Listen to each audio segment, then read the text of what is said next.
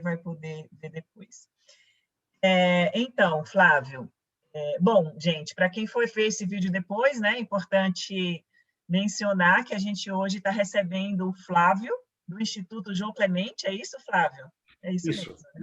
Jô, né? Instituto Jô Clemente, isso. Instituto João Clemente. Então, o Flávio é mais um convidado nosso do tema de diversidade e inclusão, e a gente vai começar o encontro de hoje falando um pouquinho do Flávio, né, do que é o Instituto de Agilidade e Negócios, por que a gente está fazendo esse convite, né, qual é a conexão, né, bom, é um Instituto de Agilidade e Negócios, é uma instituição global que visa, né, apoiar jornadas de transformações organizacionais das empresas para que elas sejam mais ágeis nos seus negócios.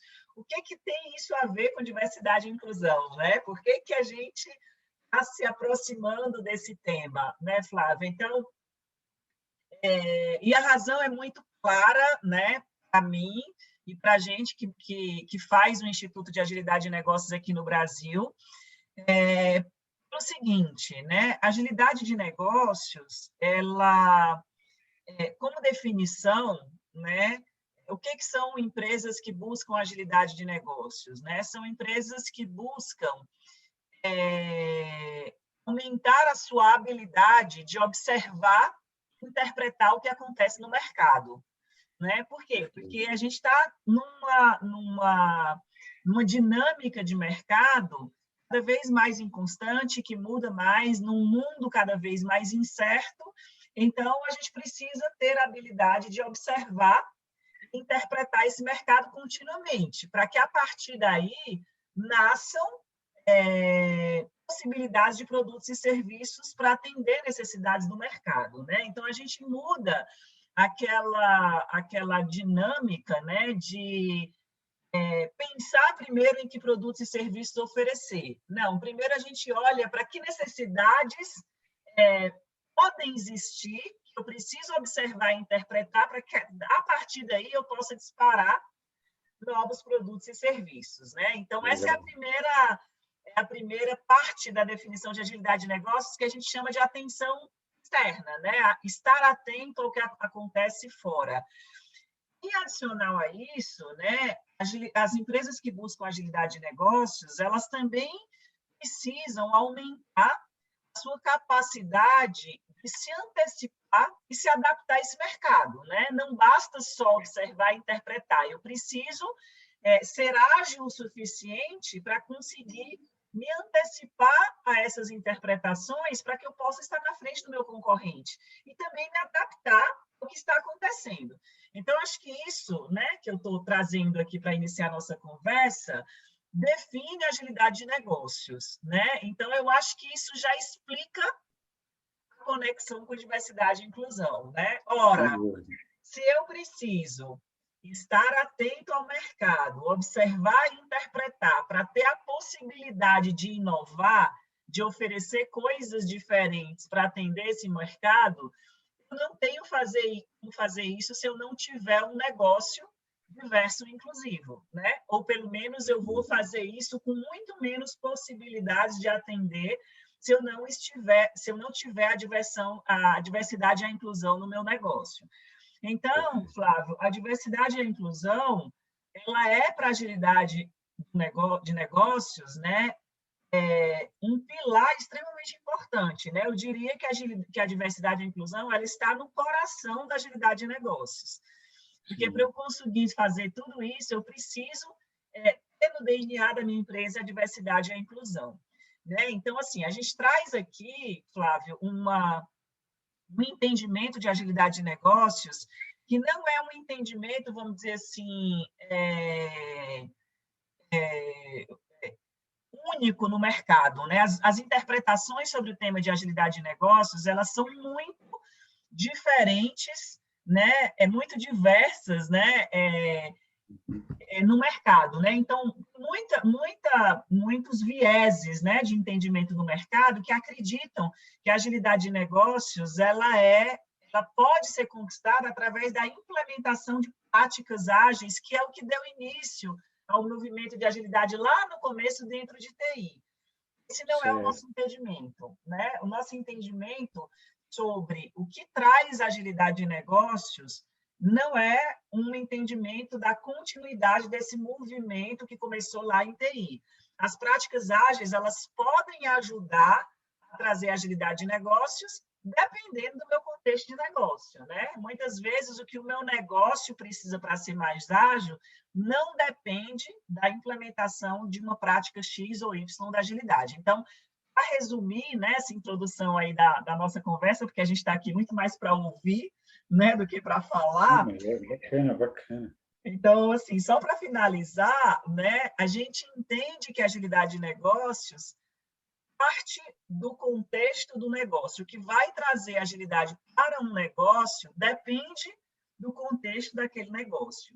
Então, em primeiro lugar, a gente precisa observar, a gente precisa ouvir, a gente precisa incluir e saber o que fazer para trazer agilidade de negócios. Eu acho que é isso. Perfeito, perfeito. Bom, ótimo. Não entendi. Bacana a proposta do grupo, né? Acho que tem tudo a ver mesmo, né, com a questão, porque hoje cada vez mais, né, mesmo no negócio, se fala mais, cada vez mais capitalismo consciente, né? Que aí tem uma série de pilares aí que com certeza a diversidade é um deles, né? E eu tenho, né, a gente tem exemplos recentes, né? Daquele comercial da Natura, né? Nós trabalhamos lá no Instituto para a Natura, aquele comercial da Natura com o Tami, do Dia dos Pais, né? Aquilo impactou, né? Foi um recorde, né? Depois, aquela campanha desencadeou uma valorização das ações da Natura na Bolsa de 6,7%, né? Que é uma coisa um pouco até fora da curva, em termos de ações, né? Por outro lado, aquele episódio do Carrefour, né? Da morte lá né, em 24 horas, a empresa perdeu 2 bilhões de reais. Então, hoje não dá para dissociar, né, essa questão da diversidade e inclusão dos negócios, né? Cada vez mais a gente caminha, né? Essas coisas estão muito misturadas mesmo, né? Exato, exato. A gente até estava comentando, né, Flávio, no nosso último encontro, que, na verdade, esses temas, né, considerando que a gente vive dentro da complexidade, esses temas eles estão todos entranhados, né? Que é como você falou, Sem a gente dúvida. não fala de cada um deles, cada um na sua caixinha, né? Quando eu estou falando de agilidade de negócio, eu também estou falando de diversidade e inclusão e vice-versa. E estou Sim, falando de vários outros temas que são correlacionados, né? Então, eu acho que esse é um dos nossos papéis aqui no Instituto também, sabe? Então, é fazer essa sinergia para os assuntos, para a gente parar de falar deles de forma segmentada e começar a ter conversas dentro das empresas de forma mais sinérgica, né? Porque essa coisa de separar cada um na nossa caixinha é a gente que inventou, né? A gente não é naturalmente assim, né? As coisas são os ambientes naturais, eles são todos, né, intrínsecos, né? Não é sim, cada coisa no seu lugar, né? Então, acho que é isso. verdade. Bom, Flávio, eu esqueci de falar, né? Essas pessoas que você está vendo aqui, além do Marcelo, fazem parte do Instituto, né? Estão aqui para ouvir você também, o Marcelo, a Vanessa, o Uma honra. Bernardo. Prazer, prazer. Então, eu não tinha apresentado, mas, enfim, a gente está aqui para ouvir você e para aprender com você. Bom, obrigado. Eu considero uma troca, né? A gente sempre ensina e sempre aprende, né? Já dizia o Paulo Freire, né? Bom, bom, antes de tudo também acho que me apresentar um pouco, né? Eu sou psicólogo de formação, né? Tenho 25 anos na área de inclusão, né? Trabalhei muitos anos numa organização junto com o Marcelo, né? O Marcelo foi meu chefe, né? Foi meu supervisor, né? Vai entregando a idade aí, Marcelão. Foi meu supervisor, depois meu chefe, então a gente tem uma trajetória de anos juntos, e a nossa, né, incluo o Marcelo um pouco nisso, né, embora em determinado momento a gente seguiu outros caminhos, mas a nossa história tem muito a ver com o mercado, né, nós fizemos juntos programas para a Febraban, né, para para Ford, para GM, para Volvo, né, para o Grupo Boticário, enfim, a gente sempre, pela própria natureza, nós sempre trabalhamos com inclusão profissional, né, e a gente sempre teve muito esse diálogo com o mundo empresarial, né, e continuamos até hoje, né, o Marcelo hoje na Specialisterne, né, e eu, então estou há 8 anos já no Instituto Jô Clemente, que é a antiga APAE de São Paulo, né, até explicar para vocês esse contexto, né, antes de entrar no tema. Né? O Instituto está fazendo esse ano 60 anos, né? Começou, né, durante 58 anos, foi a APAE de São Paulo, né?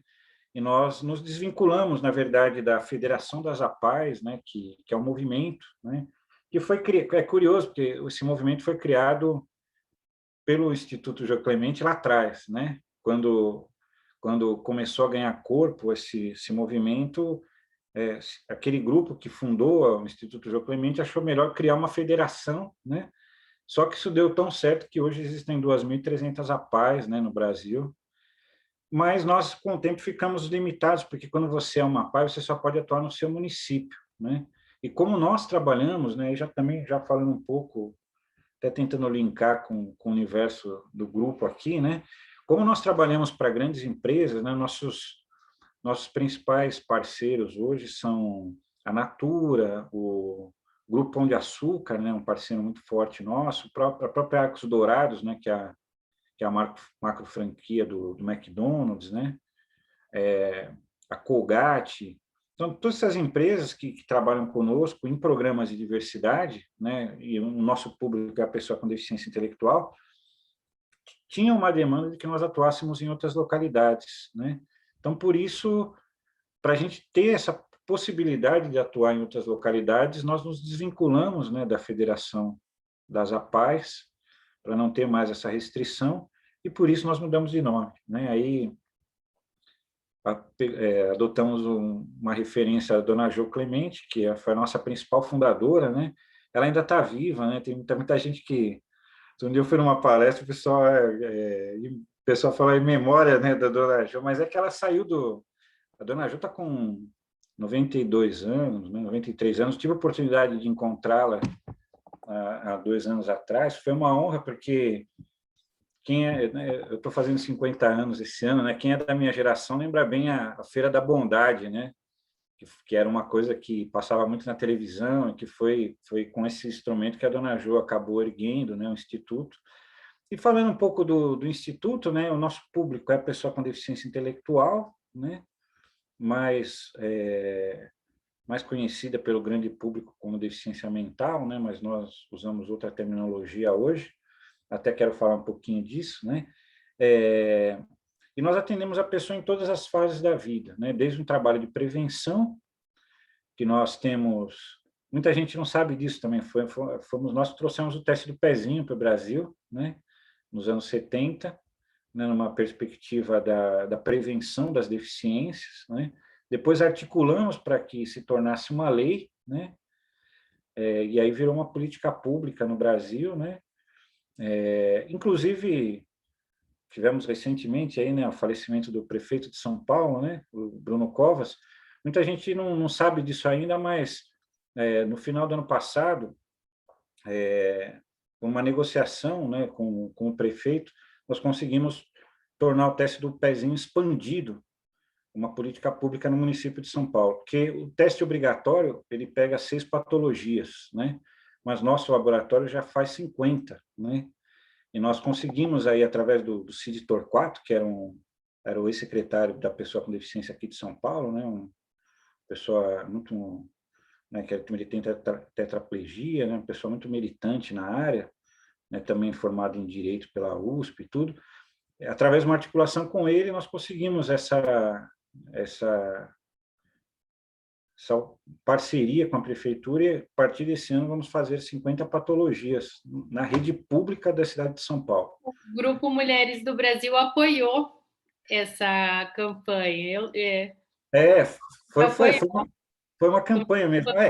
E agora nós estamos em via... Agora o Senado aprovou isso, né? Graças a essa articulação, o Senado aprovou isso para o Brasil, né? Mas agora vai para a sanção presidencial, né? Não sabemos se vai acontecer ou não, Vou né? explicar agora. Porque tudo A isso é Vanessa custo para o lidera. Estado.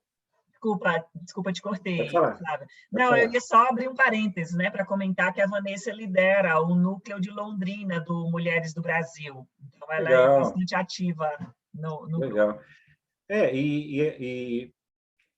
No universo da pessoa com deficiência, especialmente na deficiência intelectual, no autismo também, né? O Marcelo sabe disso, a presença da mulher é muito grande, né? Porque quando nasce uma criança que tem uma deficiência tal, infelizmente, né, para nossa vergonha aí, ó, falando com os dois, né, o Marcelo e o Bernardo aí, né, os homens vão embora, né?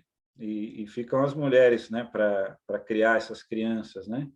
Então, esse movimento de mães, né, principalmente mães com deficiência, de pessoas com deficiência, mães atípicas, né, como se fala hoje em dia, ele é muito forte, né? E com certeza esse movimento de mulheres acaba trazendo essa temática também, né? Muito legal, muito legal.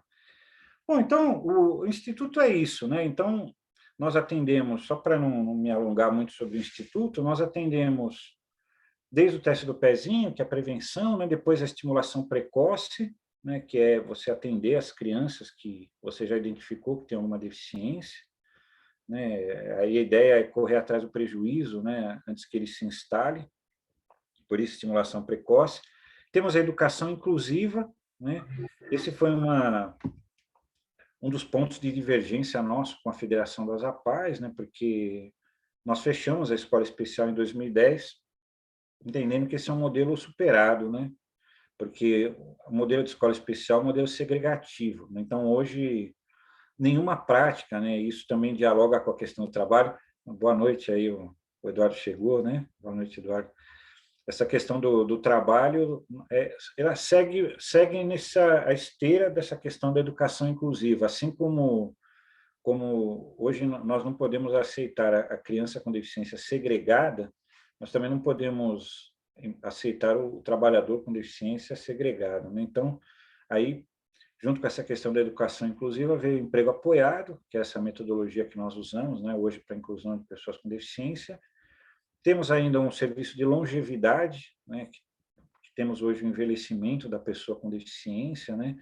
Inclusive, também uma conquista recente, isso está para ser também aprovado, né? Já passou pelo Senado também, o reconhecimento do envelhecimento precoce, né, de pessoas com deficiência, né?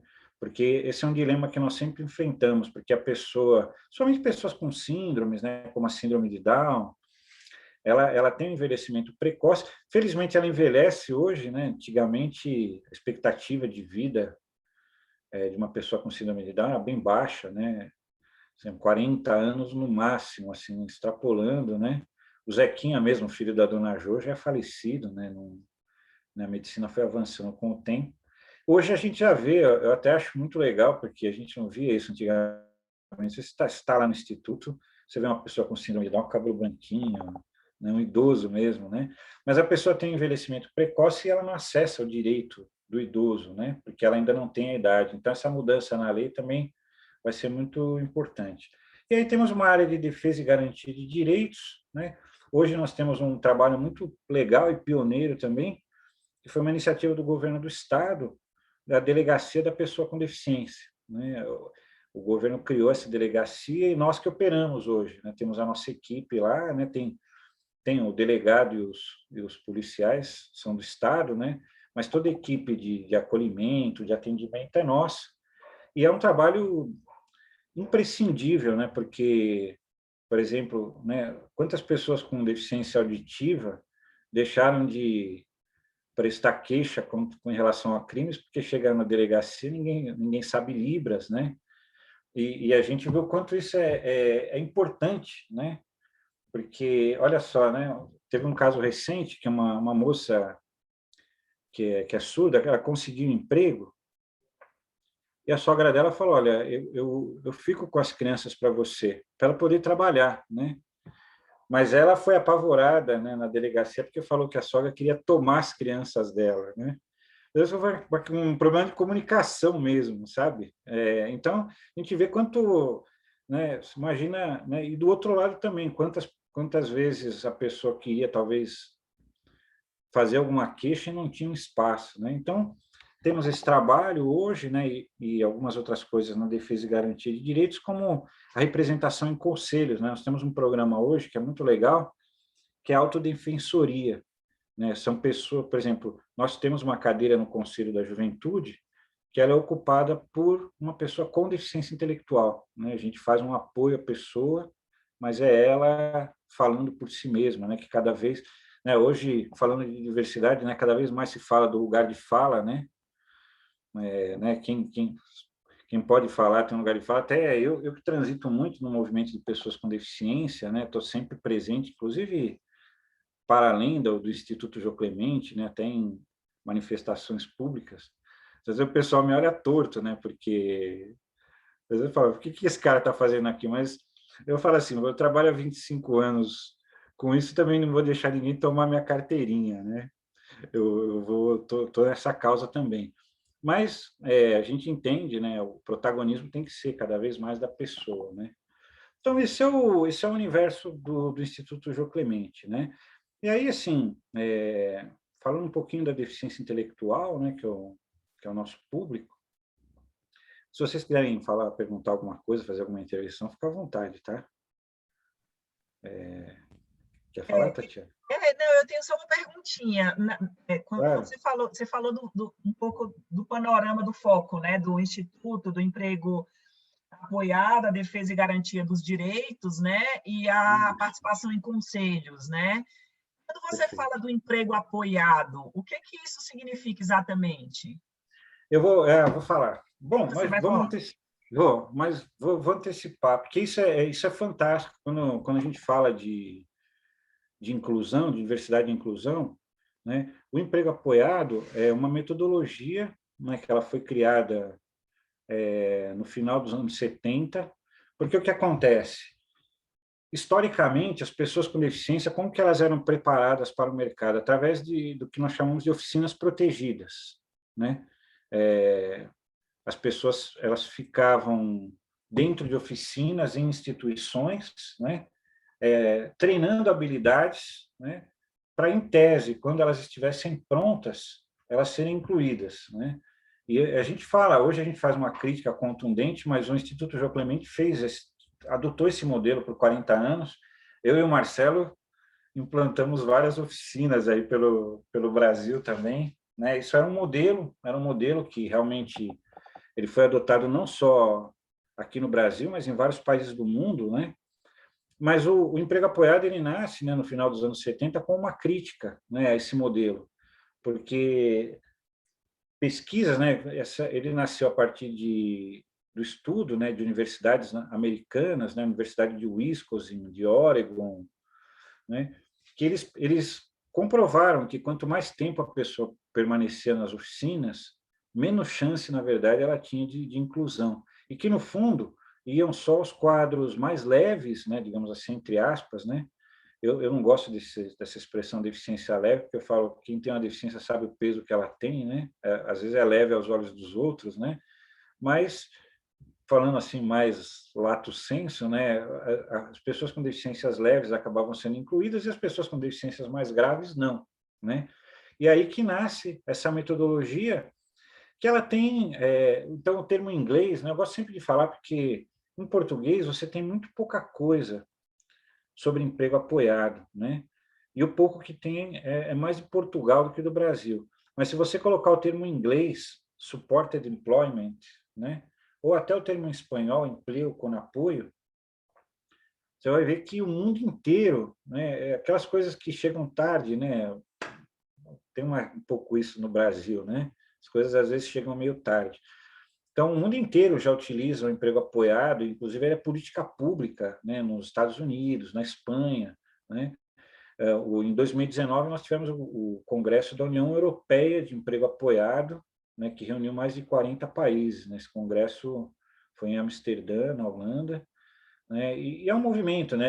Pesquisando sobre isso, eu encontrei programas de emprego apoiado até na China, né? Existe essa metodologia, é largamente adotada e ela tem alguns princípios, né? Então, eu sempre destaco os dois princípios que eu considero os pilares, né?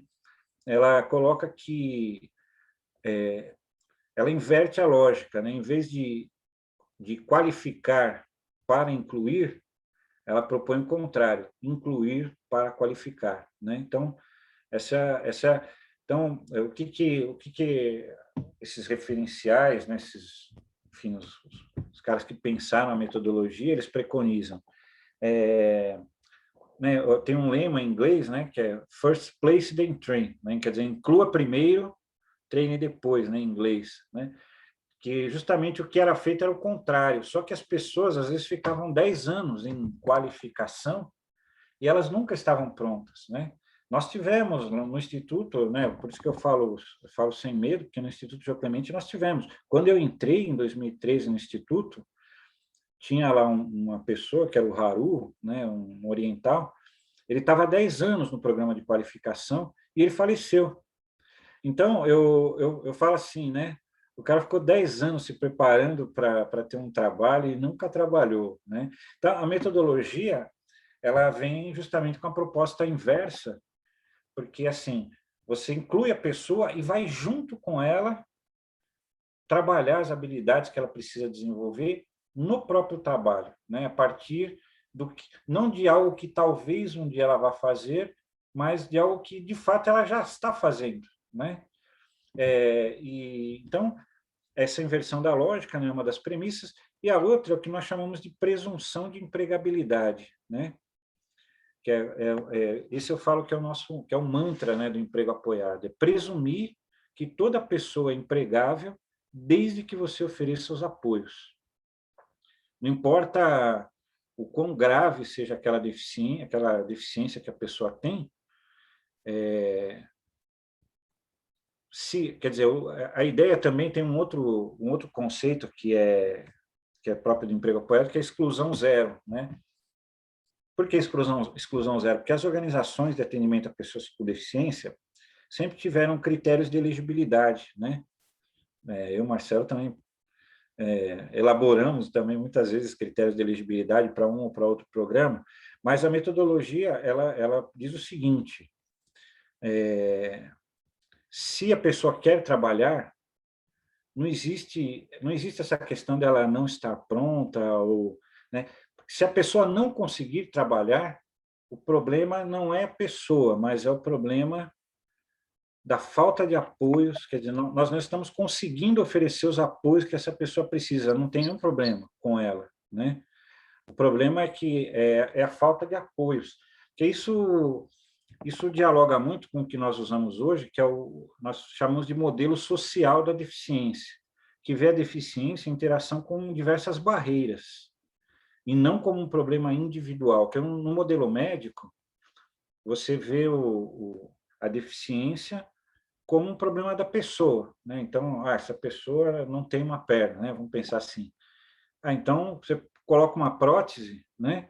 E está resolvido, né? Vamos dizer assim, em tese, né? Mas nós sabemos que isso não é verdade. Uma pessoa que foi um mestre meu e do Marcelo, o seu Otto, também já está com uma idade avançada, mas ainda está lá produzindo algumas coisas, ele sempre falava para nós, né? O problema da deficiência você não resolve com uma cadeira de rodas, né? Por quê? Porque, tudo bem, você resolve o problema de mobilidade, mas essa pessoa não vai conseguir emprego, essa pessoa não vai estudar, essa pessoa não vai vivenciar uma série de coisas porque existem barreiras, né? Então, o modelo social da deficiência pensa o seguinte: você tem que ou eliminar as barreiras, e aí acho que é um pouco também o papel das empresas, né? Ou eliminar a barreira ou diminuir as barreiras, porque senão você cria limitações que a pessoa não tem. Eu dou sempre um exemplo muito concreto disso, que é assim, né? A pessoa é cega, ela precisa de ajuda para atravessar a rua, porque a sinalização é uma luz, né? É um estímulo luminoso, né? Então, você cria uma limitação que não é inerente à pessoa, né? É uma limitação ambiental. Quem fez a sinalização simplesmente não considerou que a pessoa pode não enxergar. E não é só a pessoa cega, né? São idosos, tem uma série de pessoas que não vão conseguir enxergar aquela luz e que vão ficar limitadas por um problema da sinalização e não da pessoa, né?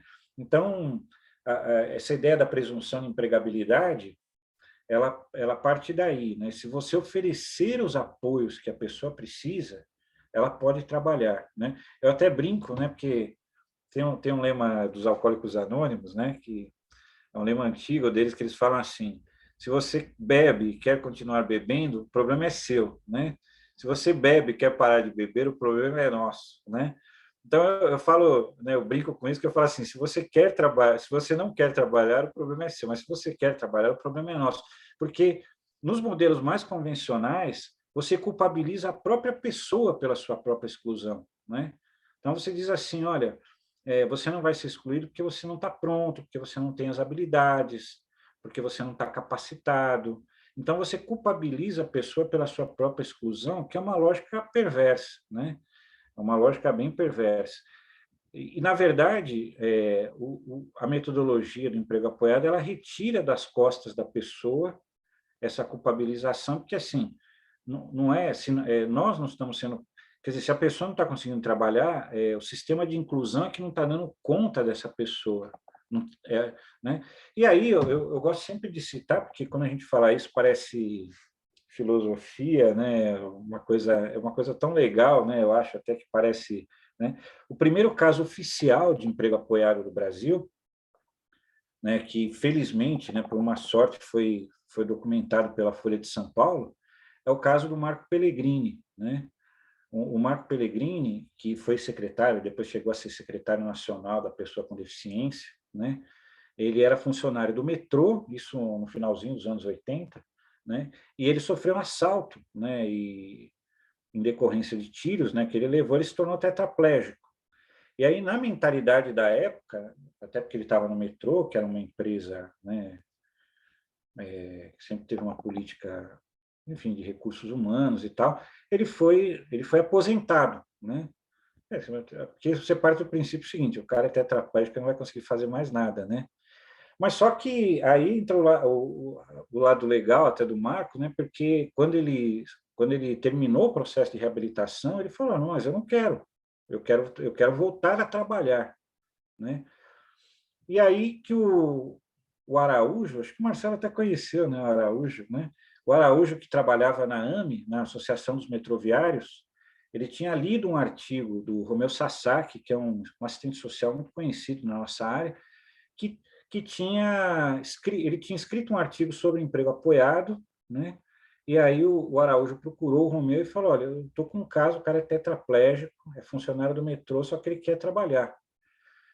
O que você acha? O Romeu falou: pô, vamos tentar, né? E aí eles usaram, no caso do Marco, os apoios foram tecnológicos, né? Usaram todo o metrô custeou isso e reintegrou o Marco, o quadro de colaboradores, e ele trabalhou enquanto, né? Depois ele teve outras, aí foi a carreira dele, né? Depois ele teve outras oportunidades, se tornou secretário nacional da pessoa com deficiência, né?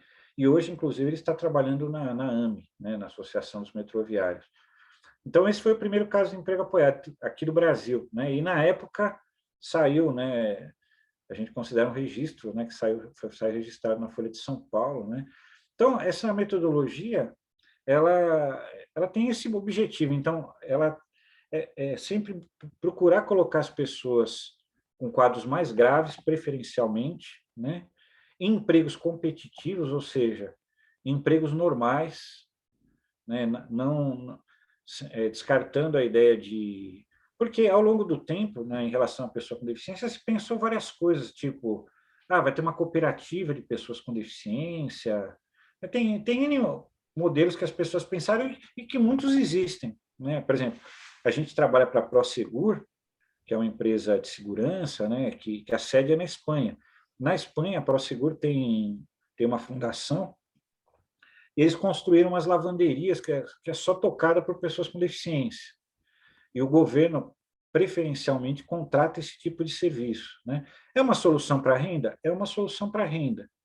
Mas, do ponto de vista do amadurecimento da inclusão, para nós, aqui no Brasil, ainda é uma prática segregativa, né? Porque o emprego apoiado, ele preconiza que a pessoa tem que estar na empresa, entre outras pessoas, né? Metodologia, né, te cortando, ela é muito bonita, né? E ela deveria ir para os 60 mais agora, né? Para os idosos, porque Sem ela dúvida. combina muito os que querem voltar para as empresas, né?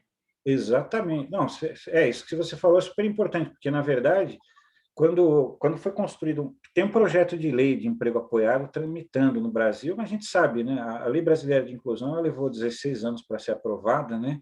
Talvez esse projeto leve até um pouco mais, né? As coisas no Brasil às vezes não são muito rápidas, né? Mas quando o primeiro esboço dessa lei que foi feito, justamente não era para se restringir a pessoas com deficiência, porque ela se aplica a qualquer público vulnerável, né? Idosos, mesmo a questão trans, né? Que hoje se fala muito, né? Você tem uma parte da população trans que vive uma vida de completa marginalidade, né? Infelizmente, até empurrado pela própria discriminação, pelo isolamento social, né? Então, isso se aplica. Por exemplo, você pegar uma pessoa da Síria, né, que imigrou para a Europa, ela vai vir de uma cultura completamente diferente, vai cair de paraquedas na União Europeia e ela vai precisar de apoios, né? Então, realmente ela se aplica a vários públicos vulneráveis, né?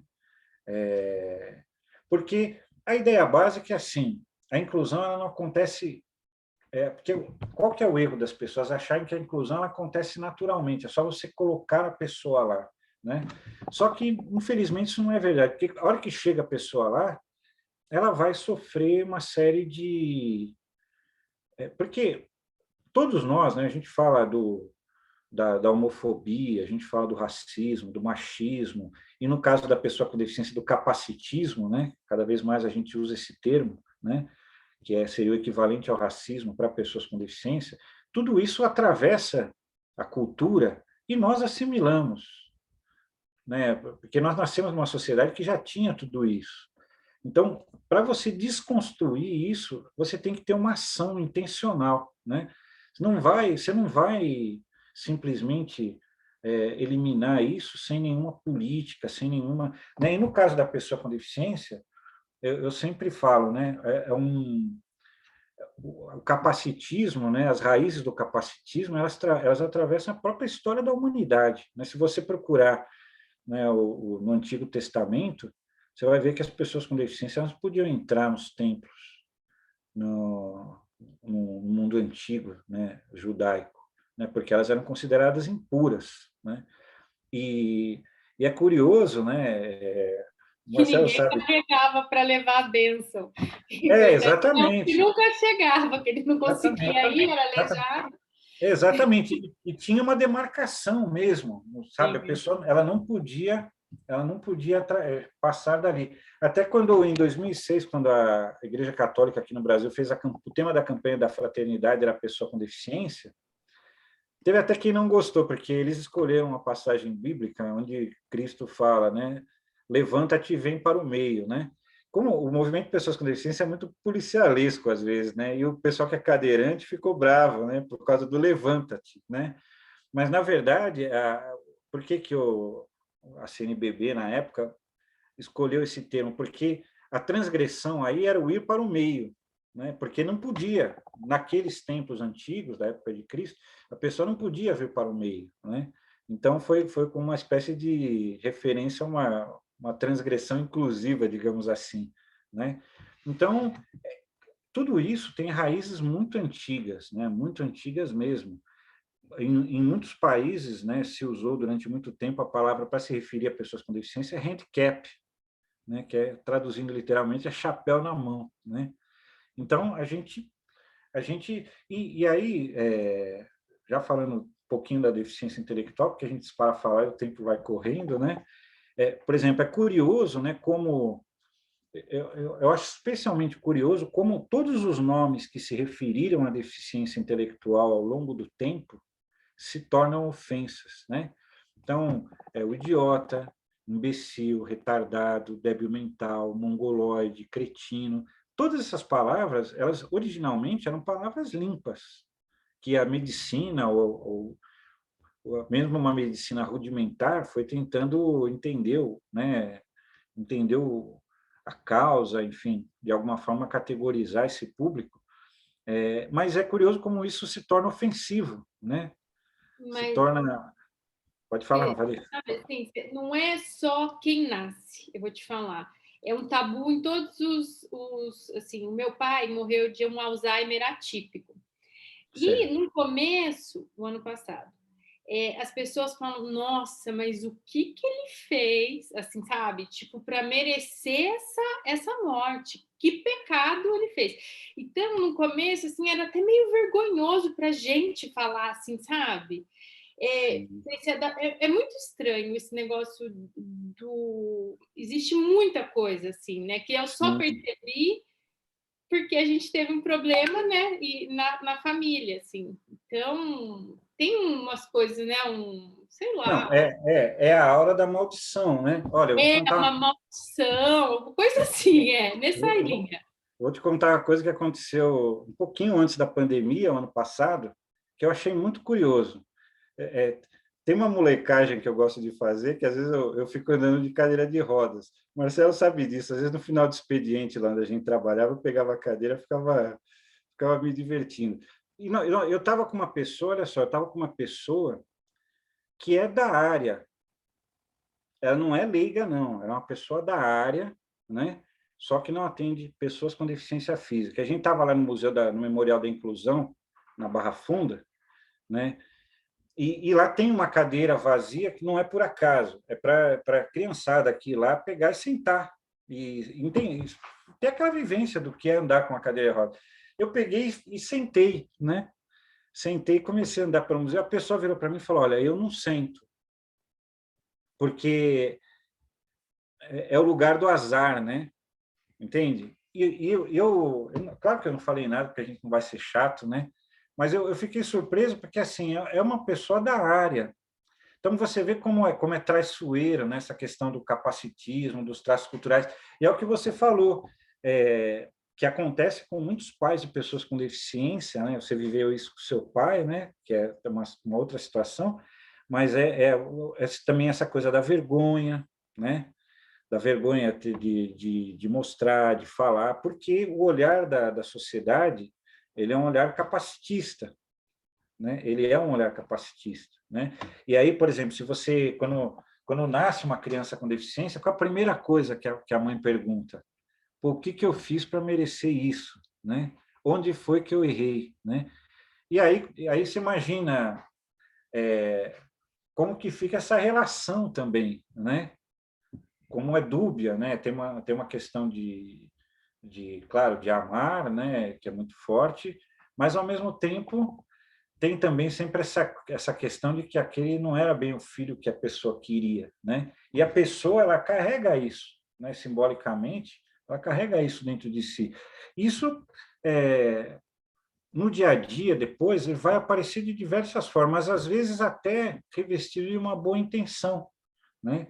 Quando a gente fala da questão da diversidade, né? Às vezes a gente sempre pensa que o preconceituoso ele é um cara mau, né? A gente sempre coloca essa pessoa nesse lugar, e algumas vezes é mesmo, né? Mas especialmente em relação à pessoa com deficiência, você vê isso embutido, às vezes de modo sutil, até em quem teoricamente entende do assunto, porque eu vou dar um exemplo que aconteceu onde eu e o Marcelo trabalhávamos, né? Nós tínhamos uma revista que era... Como é que chamava mesmo, Marcelo? A revista? Sentidos. Sentidos, né? A revista Sentidos. Aí eles quiseram fazer uma matéria sobre a sexualidade da pessoa com deficiência, né? Que também é um tabu, né? Que se você vê um cara, um leigo, né? A gente que é da área, não. Mas você vê um leigo namorando uma cadeirante, tem gente que olha para ele quase como se ele fosse um pedófilo, né? Que ele está abusando da pessoa. Então, a gente sempre discute essa questão da sexualidade da pessoa com deficiência. Só que a matéria, olha que curioso, né? A matéria o nome, o título da matéria da revista Sentidos, que era uma revista especializada em inclusão, era assim: Para além da beleza, a sexualidade da pessoa com deficiência. Agora, é aí que entra a sutileza da coisa, não é porque para além da beleza. Quer dizer que a pessoa com deficiência é feia, né? E isso é um baita de um preconceito, porque, assim, eu conheço pessoas com deficiência que são muito mais bonitas do que eu, por exemplo, né? Não é... Claro, você tem pessoas que têm deformidades, né? Mas você tem pessoas que, desse ponto de vista do padrão de beleza, você tem pessoas que são muito bonitas, né? Não tem isso, né? Mas você percebe como a coisa entra de uma forma sorrateira e é uma questão cultural, né? Então, nós éramos uma organização especializada em inclusão, tínhamos uma revista que falava de inclusão, e o cara que escreveu a matéria coloca o para além da beleza, né? E aí, se você é uma mulher cega, que nem nós tínhamos, eu e o Marcelo tínhamos uma colega de trabalho cega, né, a Carol, que ela foi Miss Brasil deficiência visual, né, pessoa com deficiência visual. A Carol era linda. Agora, você imagina a pessoa ler, né, ler essa matéria, uma cadeirante, né, para além da beleza, fica uma coisa um pouco estranha, né? Então, são esses meandros. Agora, quem fez era ruim? Não, a pessoa talvez estava até com boa intenção, mas essa questão do capacitismo, né, que ela está infiltrada, né, e se você não está muito atento, você acaba discriminando até querendo ajudar. Né? Você nem percebe, né, que acontece. Sim. Você nem percebe. Sutil, né? É muito sutil. Por isso que hoje a gente fala muito de quebrar os vieses inconscientes, né? Porque esses vieses eles são construídos aí ao longo da vida de todas as pessoas, né? E isso impregna de tal forma, uma técnica da área de reabilitação me solta um negócio desse. Não, eu não vou sentar porque isso pode pegar, né? Isso pode contaminar. A energia não é legal. Eu escutei de uma outra, Flávio, que era responsável por uma unidade, psicóloga, Tati, e aí conversando, a conversa era assim: se você ficasse paraplégica, o que você faria? Como seria a tua vida? Eu me mataria, né? Assim, então, para essa pessoa, a ficar deficiente é tão devastador que para ela não existe outra possibilidade a não ser andar, né? E você constrói vieses com relação, não, com as mulheres. Você sabe como... Aí vai, se amplia, né, para tudo, para todas as... Você sabe uma reflexão que sempre, né, vem para mim quando a gente fala de diversidade e inclusão, que assim, eu vejo a diversidade e inclusão, né, como sendo para todos, inclusive para quem tem o preconceito. Porque Sem quem dúvida. tem o preconceito não tem porque quer, tem porque ele nasceu de algum lugar que muitas vezes a pessoa não sabe nem de onde foi, né? Então, exatamente. E eu especialmente, Flávio e Marcelo, né, que são as duas pessoas aqui que têm essa conexão mais intensa com diversidade e inclusão, na verdade, o que me atraiu mais pessoalmente para esse tema de diversidade e inclusão foi exatamente como incluir o preconceituoso. Porque eu vim de uma família, parte de pai, de muitos preconceitos, né? O meu pai, ele tinha uma mãe branca e uma mãe preta. A mãe branca cuidava dos assuntos intelectuais, de ensinar e etc. E a mãe preta daquilo que era braçal, da higiene, de mandar tomar banho. Então, e isso era sempre foi o normal, né? O meu tio mais novo, a família do meu pai era de 4 irmãos, né? O meu tio mais novo, e eu observei isso porque eu já era adolescente, eu via aquilo, né? Eu lembro, adolescente via com uma certa impressionada, assim, mas era o normal para a família. Quando nascia uma criança, que ela começava a andar, tinha um menininho negro para acompanhar aquela criança que estava correndo, para evitar que qualquer coisa acontecesse com ela. Então, aquela criança negra, ela não tinha o direito de ter infância. E eu estou falando da minha família. Então, eu cresci com uma série de preconceitos que foram plantados em mim que eu não tive escolha. que eu, muitas vezes, tenho consciência de tê-los, não gostaria de tê-los, mas eu tenho. E o que eu faço com isso? Sim. Entende? Então...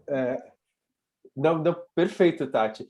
O preconceito, por mais que a gente trabalhe, sensibilize, tenha práticas educativas, eu acho que o preconceito sempre ele vai existir, né? Ele sempre vai estar permeando, né? O que não pode existir é a discriminação, né? Que aí é você efetivamente você ter um ato de falar, Flávio, você não tem direito porque você é um cara barbudo e todos os barbudos que eu conheço, então você não vai, né? Então eu tenho um ato. E o preconceito, você só quebra ele com muita informação, né? Muita informação e...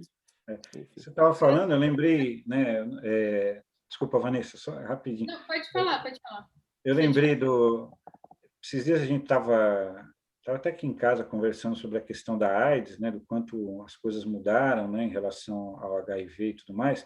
Eu estava lembrando daquele filme Filadélfia, né, um filme, para quem assistiu, um filme pesado, né, mas não sei se vocês lembram, né, o advogado, né, que é o Tom Hanks, fazia um homossexual que tinha contraído a AIDS, né, e o advogado, no fundo, ele era super preconceituoso, mas a convivência, né, por exemplo, uma das coisas que eu mais gosto no filme, né, apesar de ser um filme que eu não tenho mais vontade de assistir, porque foi uma época muito barra pesada, mas uma das coisas que eu mais gosto no filme é a transformação que esse advogado vai tendo em relação à homoafetividade, homossexualidade, porque ele entra num universo, né, de uma forma um pouco mais empática e ele começa a perceber o quanto ele é preconceituoso e no final do filme ele mudou, né?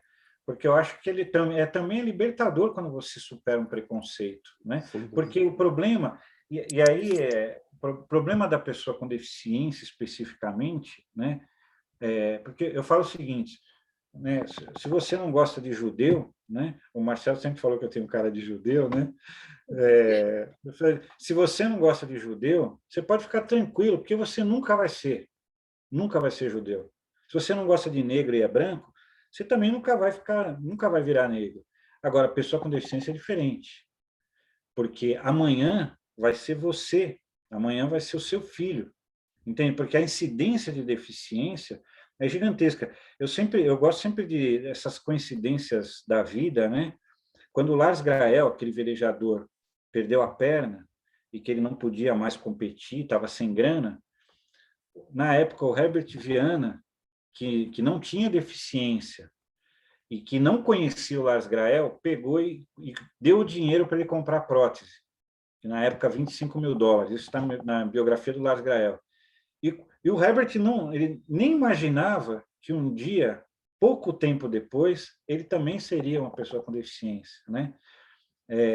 Então, eu acho que em relação especificamente, né? Claro, eu abomino todos os tipos de preconceito, né? Acho que eles estão em nós, né? Não tem jeito, né? Nós nascemos, né? O que você falou, e não necessariamente, né? Por exemplo, você olhando a sua família, você fala, eles não eram pessoas ruins, é uma questão cultural, né?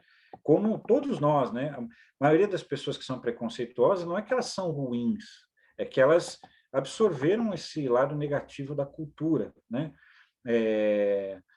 Mas existe aí essa questão da transformação, de você tomar consciência disso, né? E é um desafio. Mesmo eu transito muito dentro do movimento de pessoas com deficiência, e é curioso porque as pessoas brigam entre si, né? Porque eu sou mais deficiente que você. Isso a gente vê direto, né? O pessoal que é cego não gosta do pessoal que tem baixa visão, porque fala, pô, mas eles enxergam, deficientes somos nós, pessoas com deficiência somos nós. Então, às vezes eu falo, né? Até jogo essa linha, o pessoal fala, a gente fica brigando entre nós e o mundão lá fora está continuando discriminando, né? Esse que é o problema, né? Eu assisti essa semana, nem sabia que ia participar daqui, o filme O Som do Silêncio, que ele fica surdo. E aí eu fui pesquisar depois para ler, né, por curiosidade, daí falaram, elogiaram, retrataram que realmente acontece aquilo, né? Só que é só o tratamento ali que no filme não ficou tão certo com a realidade. Mas ninguém sabe, ele acordou surdo. Então ninguém sabe o dia de amanhã, né? Exatamente, né? E é com essa questão também da longevidade, que cada vez é maior, né? Ainda que, né? Porque a longevidade ela vai trazendo problemas de funcionalidade, né? A pessoa começa a andar mais devagar, começa a enxergar menos, a escutar menos, né? E, quer dizer, eu acho que, eventualmente, todos nós vamos, em algum momento, ter essa experiência, né? Então, nesse aspecto, né, eu acho que eu sempre falo, lutar pelos direitos da pessoa com deficiência não é lutar pelo outro, né, é lutar por si mesmo, porque os direitos da pessoa com deficiência são direitos nossos, porque se amanhã, né, que nem hoje nós temos uma lei de cotas, né, quando eu vejo hoje uma mãe, né, por exemplo, uma criança com deficiência, eu olho com um pouco mais de otimismo, porque eu falo, bom, a lei está aí, as coisas estão melhorando, já tem educação inclusiva. E, por exemplo, quando eu e o Marcelo começamos nessa área, embora já existisse a lei de cotas, ela não era aplicada. E você via assim, pô, a pessoa tem uma deficiência, o destino dela já estava traçado, ela ia vender caneta, se ela fosse surda, ela ia vender caneta no ônibus, né? Cadeirante ia vender bala no farol, né? E por aí vai. Né? E hoje esse cenário mudou, né? Nós tivemos um caso, né, muito legal, né, do Genivaldo, né, Marcelo? Genivaldo, a gente dava um curso lá onde a gente trabalhava, e o Genivaldo é um rapaz muito, muito humilde, ele chegou com uma camisa de político, sabe, aquele sujeito bem humilde mesmo, e ele era cego, né, meio nordestino e tal, e aí, anos depois, né, um dia eu estou na Avenida Paulista, encontro um cara de terno, mas assim, o terno, com cão-guia, né? Eu olhei assim, eu não acredito, eu falei, Genivaldo, ele falou, pô, sou eu, né? Então, graças à lei de cotas, ele conseguiu bons empregos, aí ele entrou, acho que, não lembro, acho que era no Citibank, né, Marcelo? Não lembro. Acho que ele entrou no Foi no Citibank, City, foi no City. Citibank, ele conseguiu fazer a PUC, fez direito na PUC, né? Ele até conta que eu falei, pô, como que você fazia? Ele falava, olha, eu descia no ponto final lá em Diadema e chamava a polícia. Né? Ele falou, eu ligava para a polícia e falava, sou cego, estou perdido aqui. Os caras me levavam, às vezes, para casa, porque eu chegava depois do... Eu pegava o último ônibus, mas tinha que tomar mais um. E ele conseguiu, né? Ele se tornou um advogado, uma pessoa muito esclarecida, conseguiu bons empregos, mas tudo isso foi por ações afirmativas, né? O caminho é esse, não tem jeito, né? Senão ele provavelmente, né, estaria aí pelos faróis da vida vendendo coisas, né? Enfim, né? Por todo o conjunto, né? Porque a gente fala, né? Você tem essas bandeiras principais, né, da diversidade, né, que é a questão do negro, a questão LGBTQI+, né, e todas as outras, mas você tem a questão da faixa etária, como a Vanessa colocou, né, hoje existe um movimento forte também de 60 a mais, né, tem o Mature Jobs e todos esses trabalhos que têm sido feitos. Eu estou ali no 60 mais, eu apoio.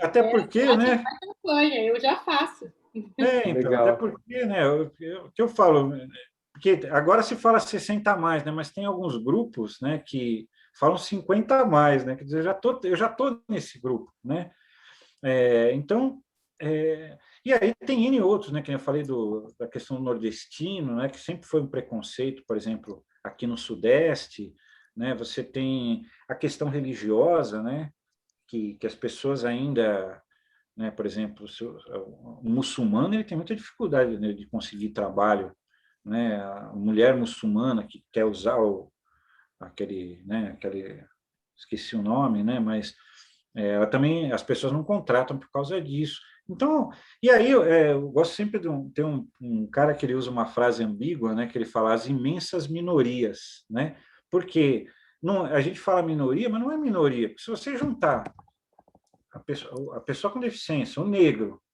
o LGBTQI+, vai dar tipo 70% da população, porque só pessoa com deficiência, pelo IBGE, é 25%, né? Então, o problema não é que é a minoria, o problema são os grandes grupos excluídos mesmo, né? E se você não fizer nada, isso um dia pode gerar um colapso social, porque uma vez o Banco Mundial publicou um artigo, né, dizendo que se você resolvesse todos os problemas da humanidade, mas não incluísse a pessoa com deficiência, ainda assim nós seríamos um planeta pobre, né?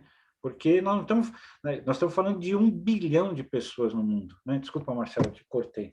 Não, Flávio, não, é por isso até que hoje se fala muito nos grupos minorizados, né? A gente sempre falava grupos das minorias, e é isso, Legal. né? Eles são minorizados, ele, né?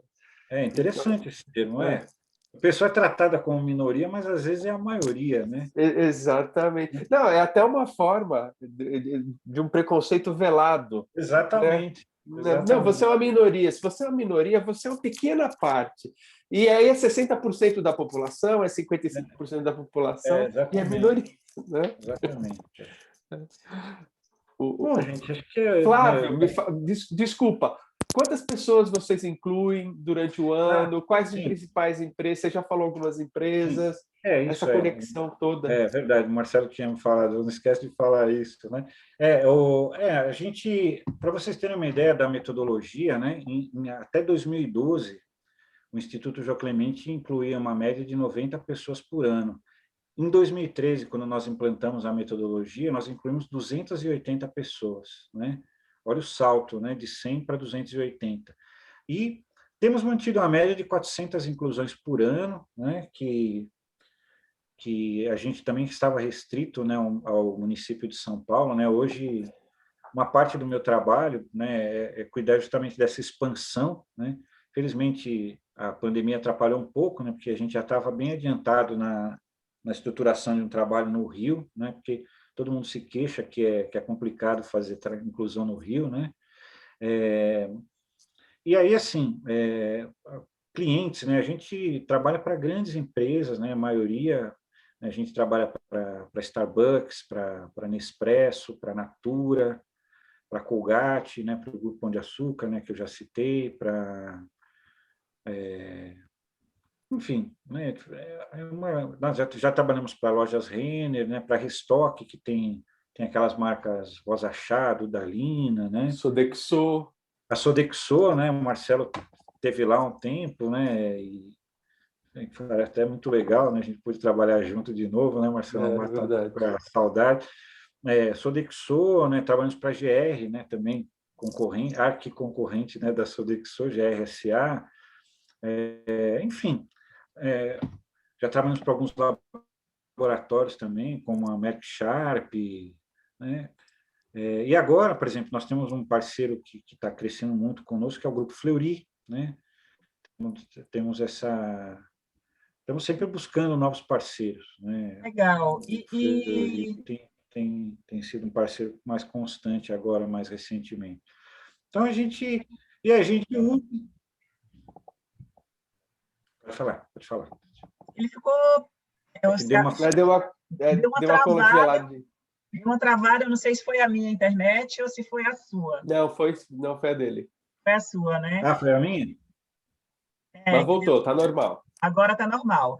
Eu ia perguntar o seguinte, o Flávio, como é que surge uma demanda para vocês? Assim, a empresa quer contratar deficiente e busca o apoio de vocês para ajudar a incluir? Como que surge a demanda?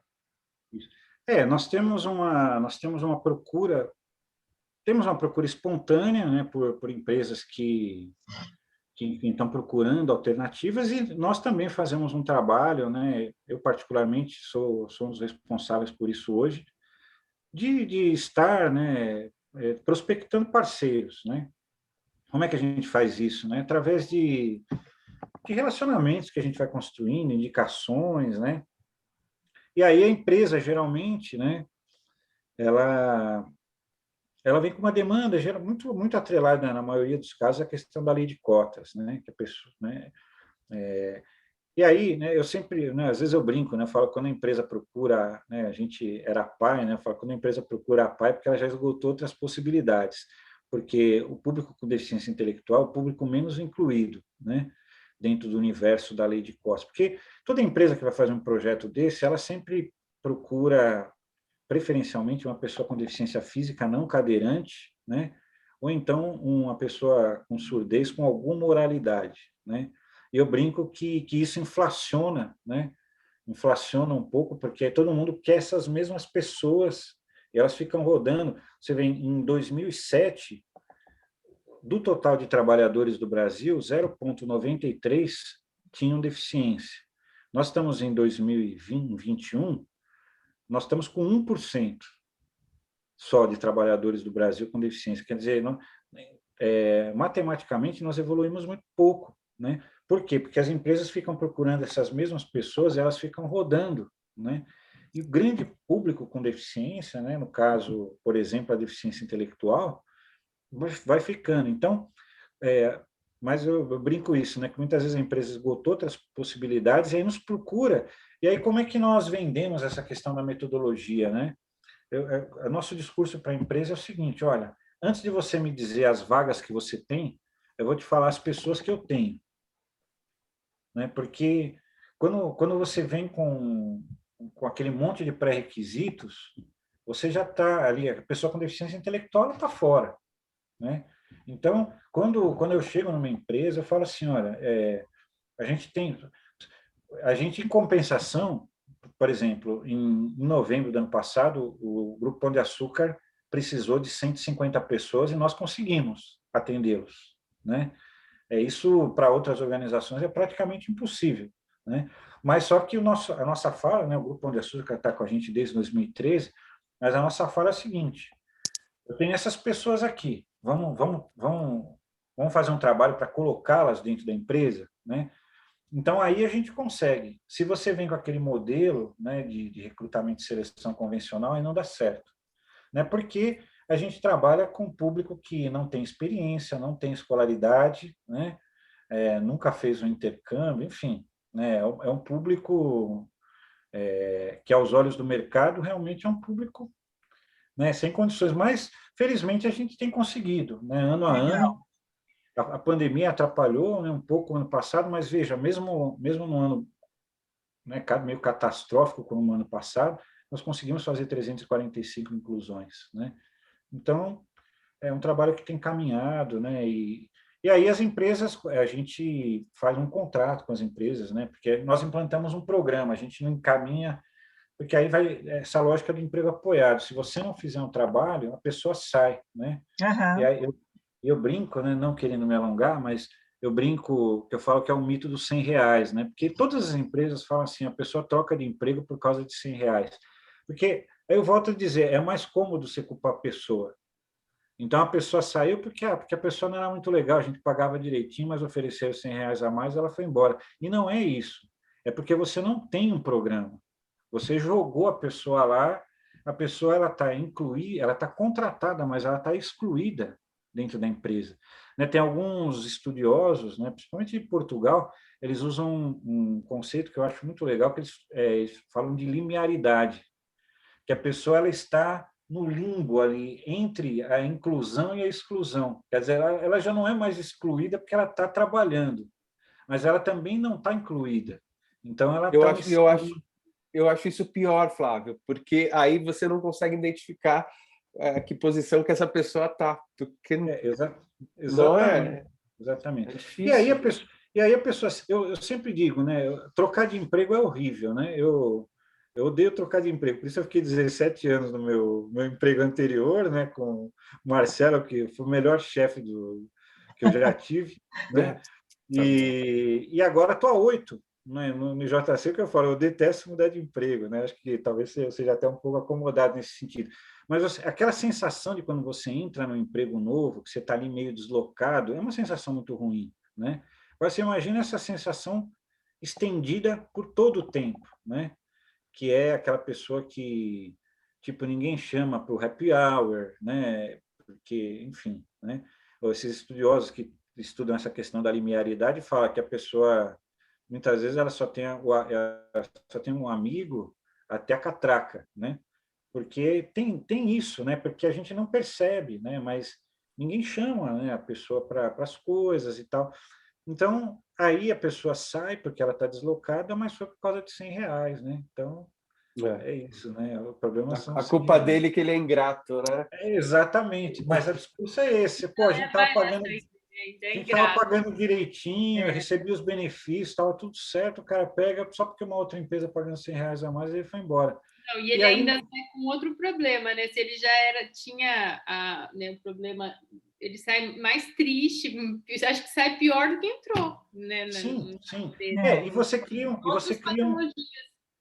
você cria um estereótipo na empresa, isso que é ruim, né? Porque aí fica sempre aquilo, essas pessoas dão problema, né? Aí volta Igual sempre. trabalhar com mulher é complicado, é a mesma coisa. Exatamente. O ser humano é complicado, né? Não é a mulher.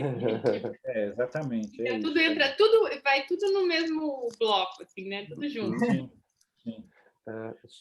Flavião, o tamanho da equipe de vocês hoje são 400 colaboradores do Instituto? O Instituto hoje tem 400 colaboradores. Nossa, somando, bastante, né? somando todos os serviços, né? Porque nós temos, né, todos aqueles serviços que eu falei, temos o laboratório, nós temos um ambulatório diagnóstico, né? Temos a estimulação, né? O Instituto Jô Clemente, né? Não sei se vocês conhecem fisicamente, a gente fica ali na Vila Clementina, né? Ali meio Vila Mariana, ali perto do Hospital São Paulo, né? A gente pega um quarteirão, né? Um quarteirão inteiro, né? Eu até falo que para o terceiro setor, né? O terceiro setor hoje ele é mais clean, né? Ele é mais articulador do que operador, né? A gente, né? Opa, tchau, Marcelo. Tchau, Marcelo. Tchau, Marcelo, obrigada. O terceiro setor hoje é mais articulador, né? Então, porque quando você é grande, você também tem que pagar essa conta, isso não é fácil, né? Mas é isso, nós temos uma estrutura bem grande mesmo, porque além de nós atendermos lá, nós atendemos em vários pontos da cidade, né? Fazemos trabalhos, né, na periferia, temos trabalhos em Guaianazes, em Itaquera, São Mateus, enfim. Né? Uma organização super reconhecida, Tati. Selo Paulista de Diversidade e Inclusão, já ganhou vários prêmios internacionais e nacionais, enfim. Então, é referência no Brasil para a inclusão de pessoas com deficiência intelectual, seguramente. Esse ano esse nosso programa de inclusão profissional foi reconhecido pelo Zero Project, né, que é um prêmio, não é bem um prêmio, né, é uma organização da Áustria, né, que divulga as principais práticas inclusivas do mundo, né? E nós tivemos entre as 75 melhores práticas inclusivas do mundo, né? Foi muito legal, né? A gente ficou muito feliz com isso. Bacana. Muito bom, Flávio. Ficaria aqui mais um tempão conversando com você. Muito legal. Eu que agradeço. Muito bom conhecer o que vocês estão fazendo no Jô Clemente. Eu não conhecia, né? Então, você vê, uma empresa grande, né? Referência em diversidade e inclusão. E eu acho que é só o começo, né? Eu espero que a gente continue aí conectado. A gente está com essa busca, né, de levar para o mercado essa mensagem de que para ser ágil nos negócios é preciso ter a diversidade e inclusão, né? É preciso olhar para isso e olhar de forma responsável. Então, o que a gente está buscando, Flávio, é se conectar com empresas como o Jô Clemente, né? Como outras que a gente conversou, Carlotas e outras que o Marcelo nos apresentou, para que a gente possa fazer essa ponte, né? Para que a gente possa, poxa, na hora que alguma empresa que seja nosso membro, falar sobre trazer agilidade de negócios e tiver espaço para a gente falar da diversidade e inclusão, a gente poder indicar, a gente poder fazer essa ponte, entendeu? E é para isso a gente precisa conhecer o que existe de bom, como a Jô Clemente, por exemplo, como, né, você como profissional. Então, essa é a intenção, né? A gente está fazendo dando um primeiro passo a se conectar com empresas como a Jô Clemente para que a gente possa ser essa ponte. Não, perfeito, gente. Só tenho a agradecer, né? Pô, é sempre bom poder, né? A gente precisa dessa interação com o mercado, né? Então, só agradecer mesmo. Foi uma hora aí que passou voando, até passando um pouco do tempo. Então, Peço desculpas, eu falo muito, né? imagina. Mas estou sempre à disposição, gente. Né? Se vocês precisarem, né? Quiserem ter outras conversas, enfim. E nós também estamos lá, né? Se não tivéssemos nessa pandemia, a gente podia marcar um café lá para vocês conhecerem, mas não vai faltar Então, oportunidade. Não vamos vai faltar fazer isso, sim. Vamos fazer. E aí, com certeza, mais para frente, a gente vai fazer um outro convite, né? A gente está conversando com várias pessoas, né? A gente vai digerir tudo isso, provavelmente Legal. vai ter alguma coisa que a gente vai, né, que vai sair depois dessa digestão, né? E que, de repente, vai fazer sentido a gente fazer um encontro com todo mundo junto, né? Para mostrar o que a gente digeriu, para falar um pouco mais do Instituto, né? E desses membros, quem são esses membros, quem são os potenciais membros que a gente está buscando também. Então, eu acho que mais para frente, quando a gente terminar essa primeira, vamos dizer assim, essa primeira rodada, né, de conexão, eu acho que vai fazer todo sentido a gente voltar a conversar assim. Perfeito. Fazer um grande evento, né, Tati? Fazer um super a gente evento. Chama todo mundo de novo, né? Já com alguma coisa para mostrar do que a gente digeriu, né? E também falar do Instituto com um pouco mais de detalhes, né? Que hoje a gente falou muito pouquinho. Não, perfeito. Ótimo. Obrigado. Obrigado, Flavião. Prazer muito sempre obrigada, você, velho. Obrigada a vocês, gente. Obrigado. Tchau, Tati. Tchau, Vanessa. Tchau, Bernardo. Tchau, Josimar. Flavião. Tchau. Até mais, Marcelão. Obrigado. Um abraço. Tchau, Valeu. tchau. Tchau, pessoal. Tchau, tchau.